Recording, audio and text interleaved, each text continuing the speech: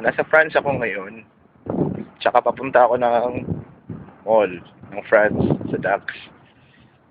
Tapos, bibili lang.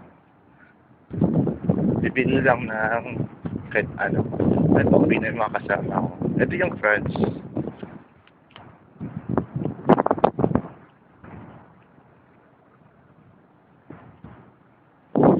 Sa Rouen, France. Okay? And, dapat pupunta sana ako ng Paris.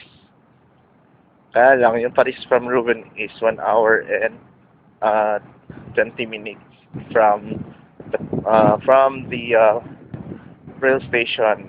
So, yun. Okay, so, ulit, ito yung France. Rouen.